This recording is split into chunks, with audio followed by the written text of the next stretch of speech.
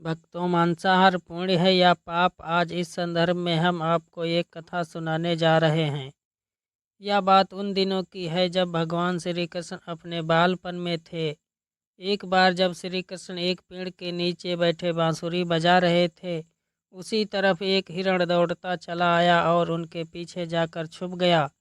वो हिरण बहुत ही घबराया हुआ था। भगवान श्री कृष्ण ने उसके सिर पर हाथ फेरते हुए कहा, क्या हुआ, तुम क्यों छुप रहे हो?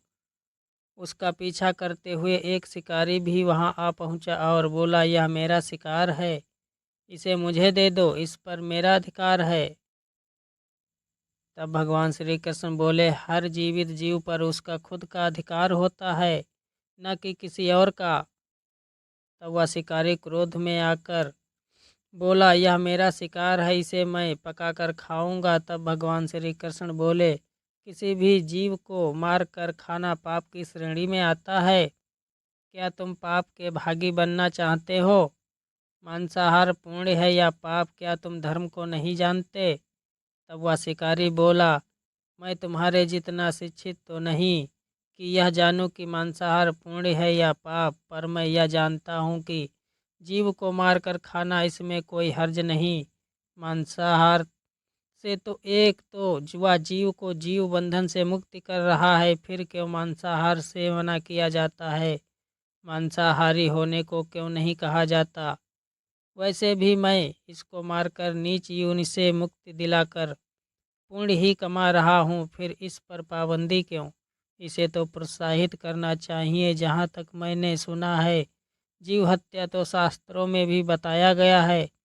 राजा लोग शिकार किया करते थे। ऐसे तमाम तर्क देते हुए श्री कृष्ण से पूछा कि फिर क्यों ये मांसाहार गलत है या पाप की श्रेणी में आता है?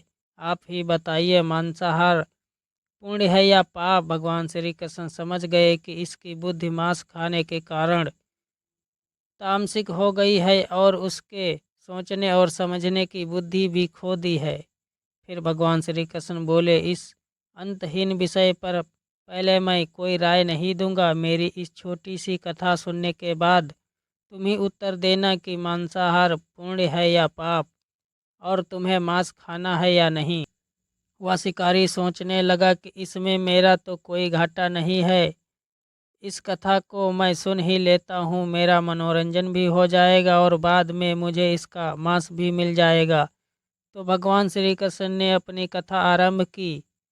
एक बार मगध के खाद्य संकट खड़ा हो गया, तो अन्न का उत्पादन कम रहा। राजा को चिंता हुई कि यदि इस समस्या का शीघ्र निदान नहीं किया गया तो संरक्षित अनाज कोष भी खत्म हो जाएगा और संकट भीषण हो जाएगा। तो सम्राट ने अपनी राज्यसभा में पूछा, देश की खाद्य समस्या को सुलझाने के लिए सबसे सस्ती वस्तु क्या है?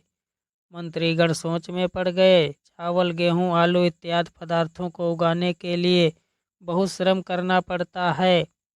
वह तभी प्राप्त होते हैं जब प्रकृति का प्रकोप न हो। ऐसे में तो कुछ सस्ता हो ही नहीं सकता।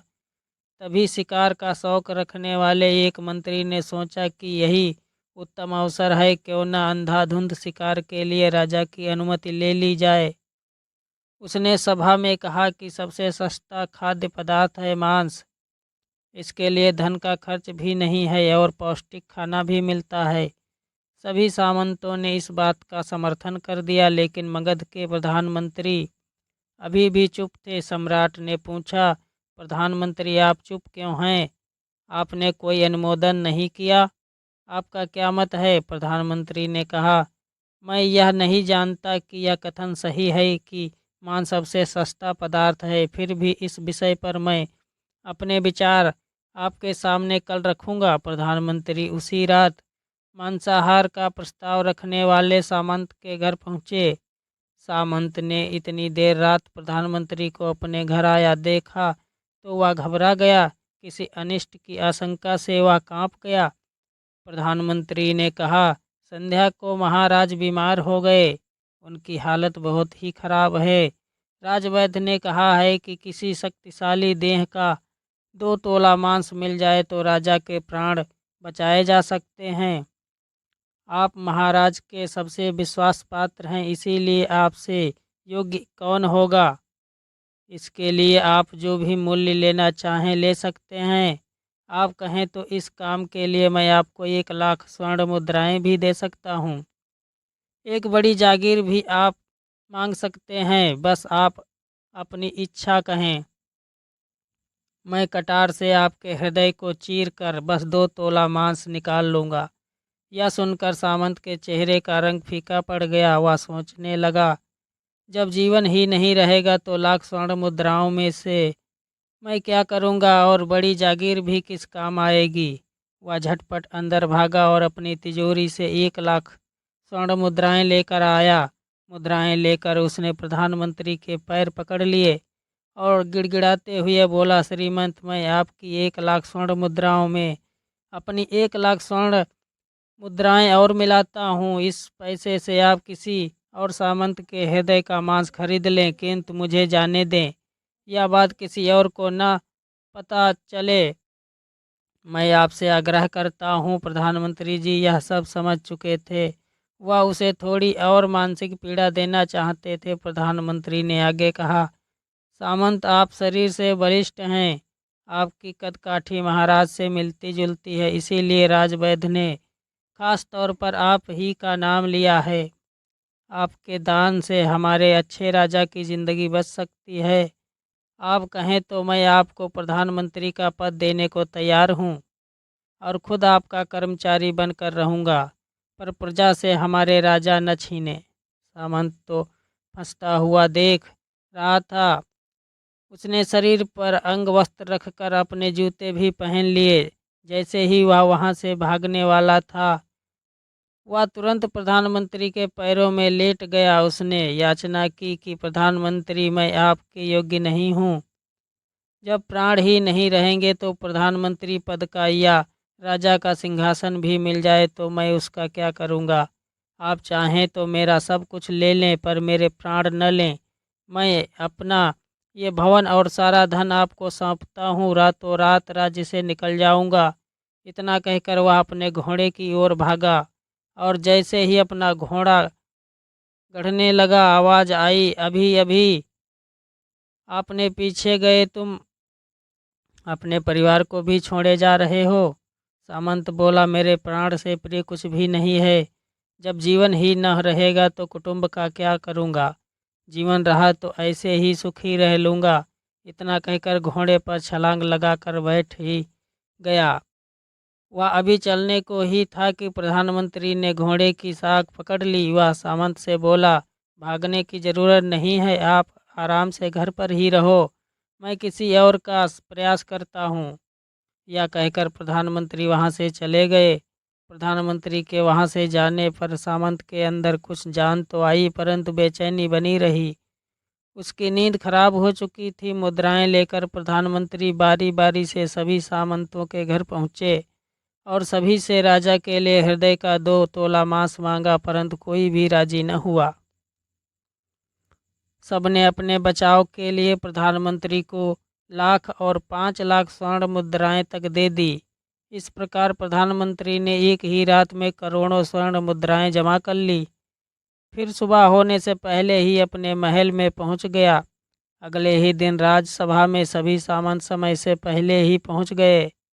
सभी यह जानना चाहते थे कि राजा स्वस्थ हैं कि नहीं, लेकिन कोई भी किसी से भेद नहीं खोलता था। सबको राजवैद्य की तलाश थी। उनसे ही उन्हें कुछ सूचना मिल सकती थी। प्रधानमंत्री ने सैनिकों को आज्ञा दे रखी थी कि जब तक महाराज राजसभा में न आए, किसी भी सामंत को महल से बाहर जाने की आज्ञा नहीं है। राजा सभा में अपनी चिर परिचित गति से आए और अपने सिंहासन पर आकर बैठे। सभी सामंतों ने देखा, कहीं से भी राजा उन्हें अस्वस्थ नहीं लगे। उन्हें तो कुछ हुआ ही न था। प्रधानमंत्री ने उनसे झूठ बोला। हर सामंत के मन में यही विचार चल रहा था, पर कोई भी किसी और को कुछ न बोल रहा था। तभी प्रधानमंत्री ने राजा के समक्ष 1 करोड़ स्वर्ण मुद्राएं रख दी। राजा ने पूछा, ये स्वर्ण मुद्राएं किसके लिए हैं और कहाँ से आई? प्रधानमंत्री ने कहा, 2 तोले मांस के लिए इतनी धनराशि जुटाई है, पर मांस न मिला। अपनी जान बचाने के लिए सामंतों ने यह मुद्राएं दी हैं। अब आप यह विचार कीजिए, मांस कितना सस्ता है। राजा को बात समझ में अनाज भंडार में से अनाज निकालकर श्रमिकों को दिया गया। उन्होंने पौष्टिक सब्जियों की खेती का तुरंत आदेश दिया। वह 1 करोड़ स्वर्ण मुद्राएं इसी कार्य के लिए और श्रमिकों के कल्याण के लिए खर्च की गईं। ऐसे साग सब्जी तेजी से उगी जिनसे प्रजा का कल्याण भी हुआ और पौष्टिकता भी मिली। कुछ समय बाद मौसम अनुकूल हुआ और खेती लहलहाने लगी। इस प्रकार राज्य से खाद्य संकट दूर हुआ। तो मित्रों, जीवन का यह मूल्य भगवान श्री कृष्ण हमें इस कथा के जरिए समझाना चाहते हैं कि हम यह न भूलें कि जिस तरह हमें अपनी जान प्यारी है, उसी तरह सभी जीवों को अपनी जान प्रिय होती है। अपने दिल से जानिए पराये दिल का हाल। यदि संसार के संबंधों से मुक्त करने का तर्क सही है, यदि जीव हत्या जीव को संसार बंधन से मुक्त करने का तरीका है, तो अत्याचारी द्वारा किया गया नरसंहार भी मान्य है। वह भी ये तर्क दे सकते हैं कि वह लोग जीवन के कष्ट से आप लोगों को मुक्त कर सक रहे हैं। अगर उसके लिए वह जीवन बोझ होता तो कभी भी अपनी जान बचाने के लिए संघर्ष नहीं करता, आपसे भागता नहीं। जो आपके सामने असहाय हो जाता है, उसे प्राण गंवाने पड़ते हैं। जिन जीवों को मार कर आप खा रहे हैं, उन्हें तो प्राण बचाने का अवसर भी नहीं मिलता। बर्बरता सिर्फ वही नहीं है जहाँ सिर्फ मानव का रक्त बहता है। बर्बरता उसे भी कही जाती है जहाँ स्वार्थ के लिए किसी जीव की हत्या कर दी जाए। हम अंत समय में जिंदगी भर के पापों के लिए जिंदगी भर सुकर्म करने की कोशिश करते हैं, परंतु हम यह भूल जाते हैं कि जब वह जीव हमारे लिए काटा गया और हमारे लिए तड़पा, उसका श्राप हमें इस जीवन में ही नहीं बल्कि अगले जीवन तक नहीं छोड़ता। परमात्मा से यह ज्ञान पाकर शिकारी परिपूर्ण हो गया और उसे ज्ञान की प्राप्ति हो गई और वह जान गया कि महानता जीवन लेने में नहीं बल्कि जीवन देने में है। शिकारी भगवान के आगे हाथ जोड़कर वहां से चला गया और उसने कसम खा ली कि वह अपने संपूर्ण जीवन में किसी को भी कभी चोट नहीं पहुंचाएगा। तो दोस्तों, कैसी लगी आपको हमारी यह कहानी, कमेंट ज़रूर करिएगा।